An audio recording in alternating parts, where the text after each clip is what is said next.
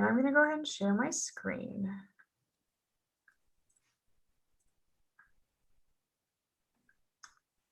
Okay, and Kelsey, is there a way that I can make this nice and big?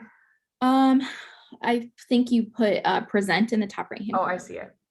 Things were covering it. So there is an interactive component to this, but since there's just you don't have to. You can if you'd like. We like to use different presentation modalities so that way you can use them also in your classroom. This is free one. It's called menti.com or Mentimeter. And if you go to menti.com on your phone and then use the code, you can interact with this presentation and see it on your phone as well. So if that's something you're interested in. I won't do that today, but that's okay. That's okay. But it's a fun way to interact with your students in their, they have their phones all the time, and it's instant data points. So if there's ever, you want to do checkpoints or just feedback or anything, this is a good way to capture that. Okay. So this presentation's on developing student-centered assessments to promote engagement and then avoiding contract cheating. And we're actually going to start with the contract cheating piece.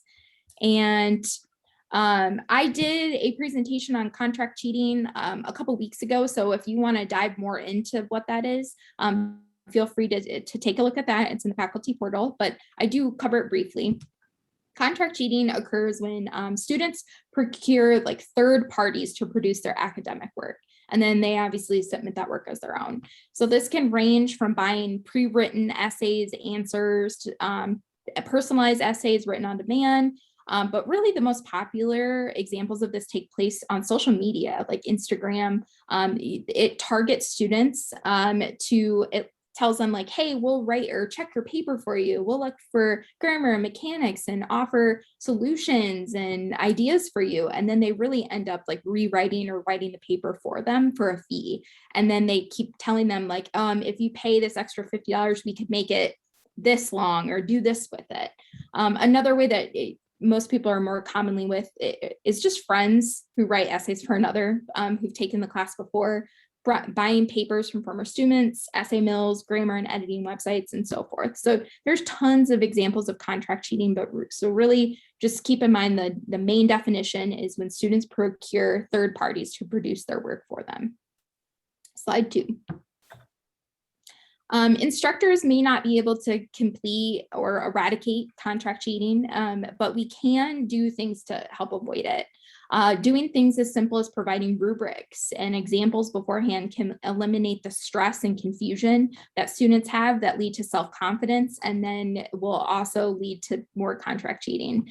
Instructors can also stress the importance and repercussions of failing academic integrity. We have a policy here at LMC. You can share that with them, and then also in your syllabi. Some of these ideas I'm sure you've been completing already in your own classes, but there are more strategies that that you can do it on your own. One of the more important strategies to avoid contract cheating is to begin assessing, using a method called authentic assessment, and that's where Allison's going to pick up. So an authentic assessment is essentially an assessment that goes beyond just the standard quiz or exam. But before we kind of dive into what authentic assessments are, I thought it would be nice to kind of talk about this framework known as the backwards design. And what's nice about this particular framework is it helps guide the instructor through the course development phase by first helping the instructor identify what the desired result or outcomes are. These are typically things that have already been discussed and decided by the division or by the department with the instructor's involvement. And so these are typically the learning outcomes. So you first identify what those learning outcomes are, and then from there, you're able to then determine what would be considered acceptable evidence. So what would the student be able to produce that would show that they have met that particular learning outcome? And once that assessment piece has been decided, you can then plan learning experiences around that assessment to help ensure that the student is going to be successful in achieving that ultimate learning outcome. So we have this quote from Wiggins and Mattei, who, did I say that right? Mattei? Yeah. Big time. Yeah. Yeah. They were the creators of Understanding by Design, also known as UBD in the curriculum world. So they have this quote that coverage actually makes learning harder. So I'd like to just take a step back and what does that mean to you? Coverage makes learning harder. I don't know what they mean by coverage.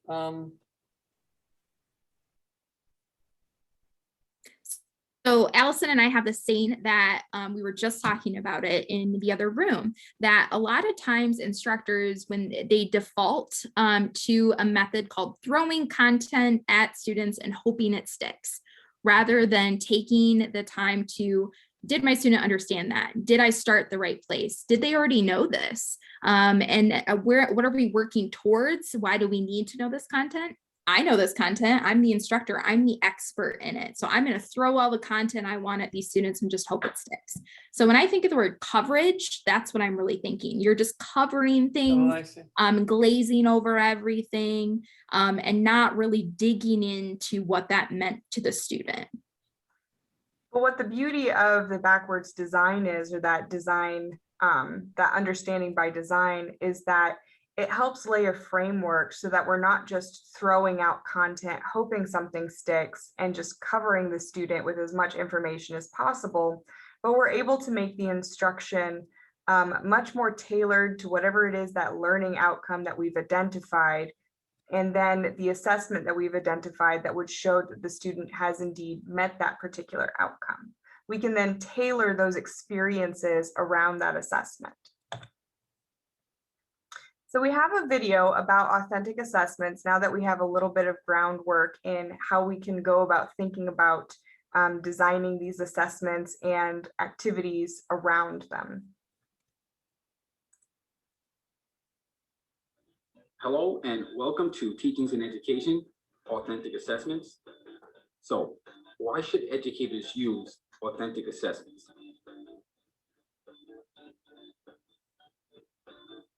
Essays and class tests don't really relate to the real world.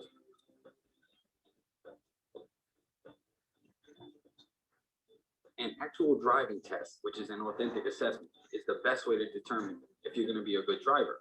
Simply passing a written test isn't enough to determine driving ability. Now, how do we incorporate authentic assessments into the classroom?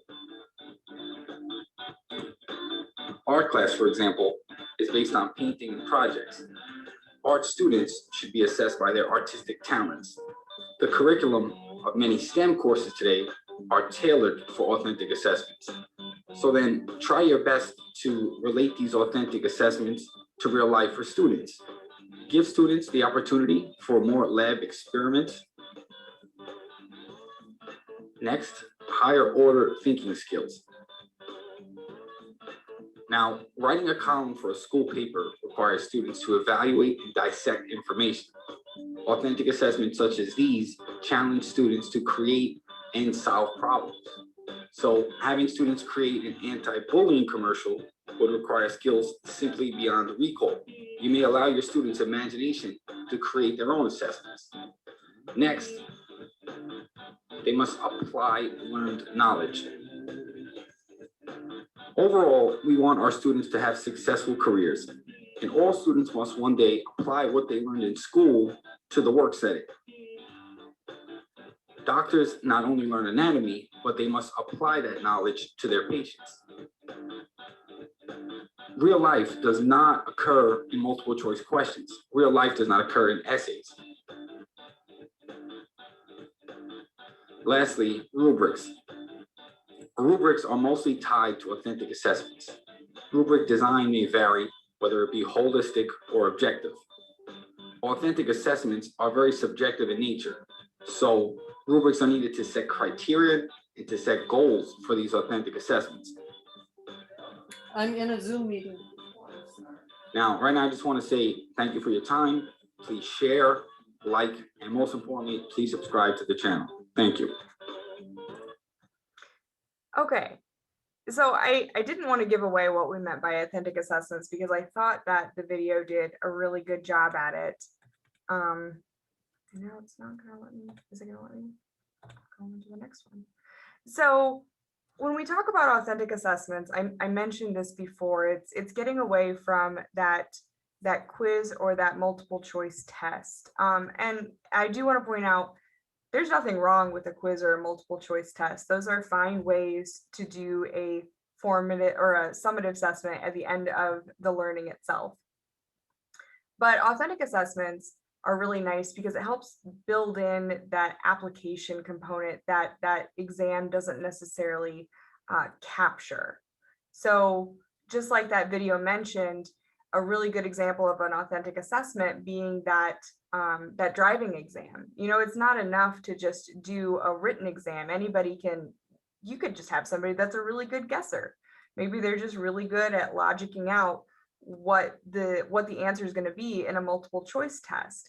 But then to actually get into the car, turn it on, and drive down the street, that's a whole other type of assessment that's really necessary if we're going to give somebody a driver's license. So these authentic assessments are really nice in that they bring in that applicable part.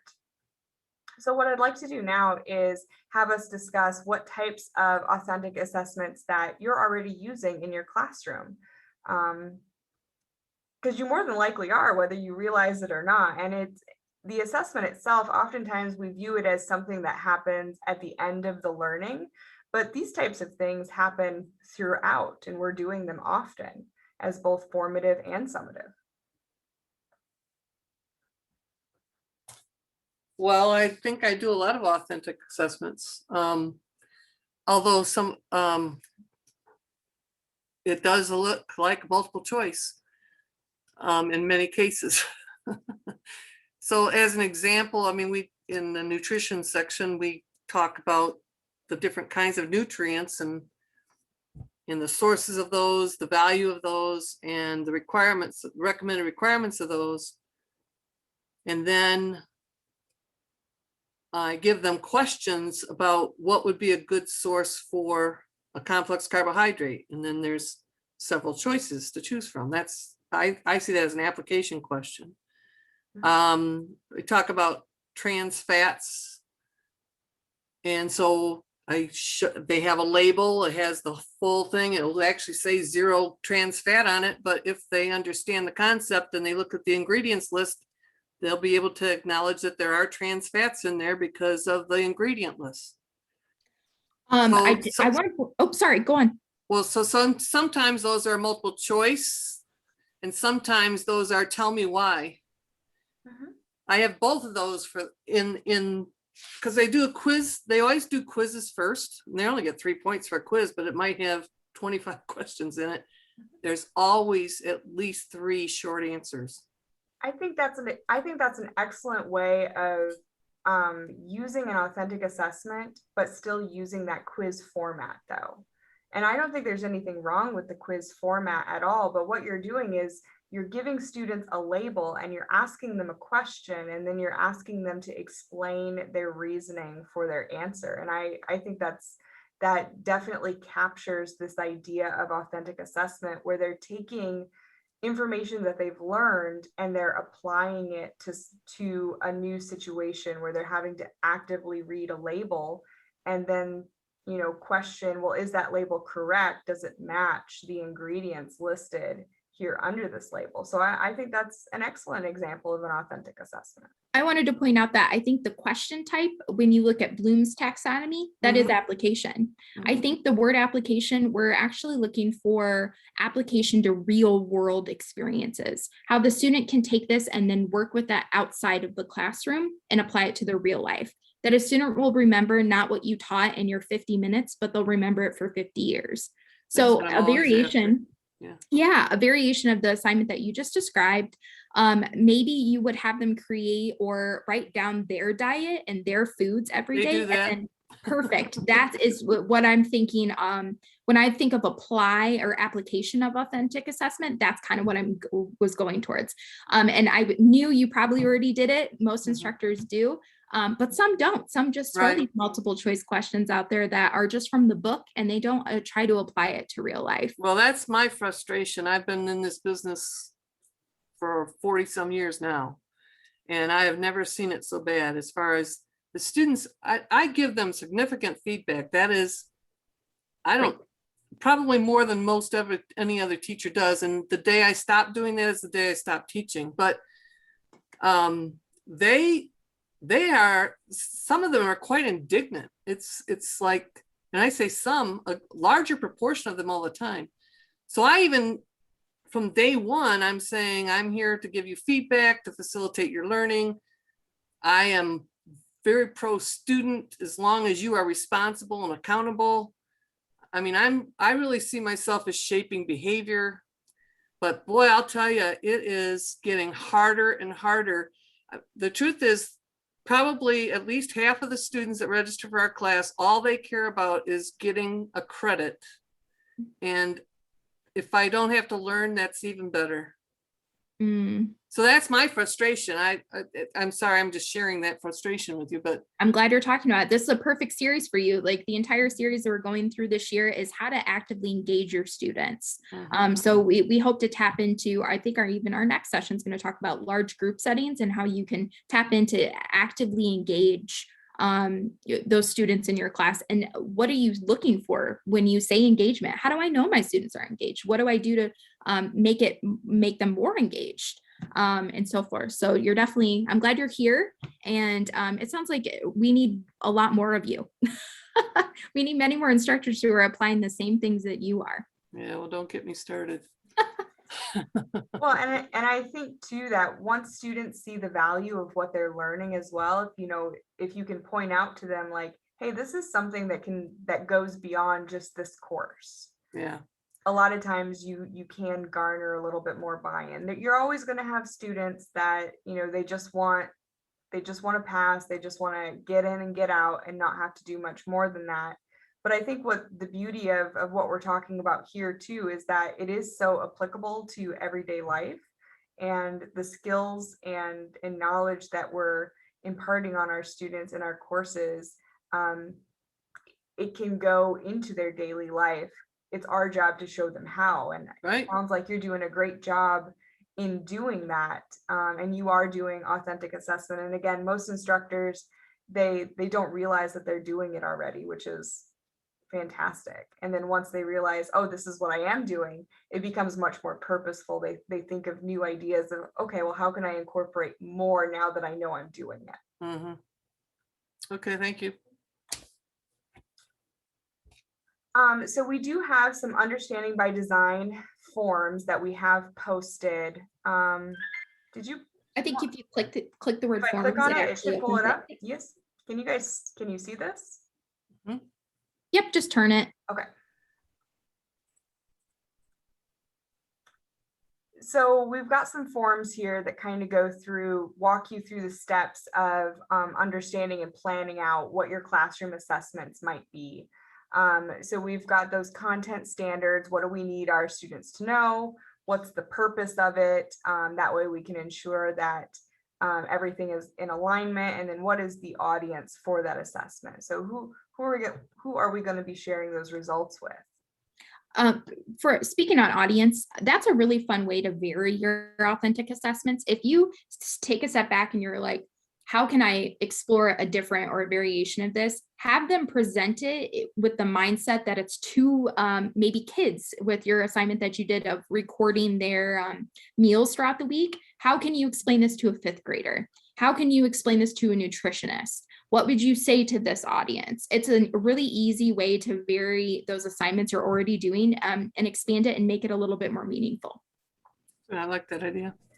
Yeah, exactly. And that's a really good point. Something that I would do, I used to teach a biology class for elementary education majors, and photosynthesis was a really tough concept for them. But because they were going to be teaching elementary age school children, I really needed them to, understand what it was that they would be explaining. So we would take a day, I'd go through photosynthesis, more of a traditional route.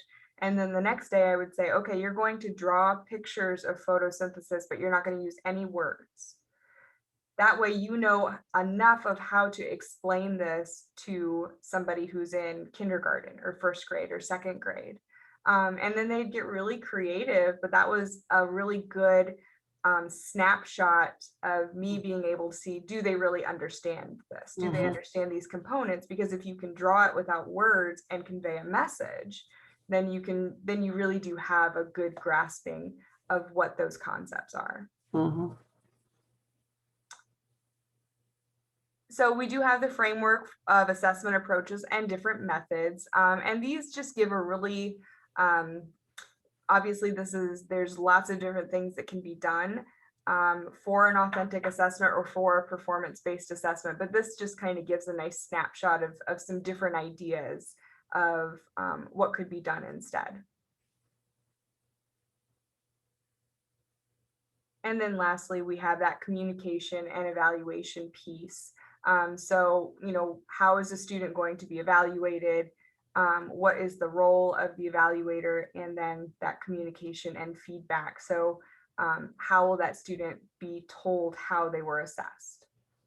And like you mentioned, you're already using lots of feedback in your class. And I don't know if you're aware of this, but feedback is the #1 thing you can do as an instructor to ensure student achievement in your class. It's been proven time and time again. There's tons of data to support it. Meaningful feedback makes more of a difference than a grade does.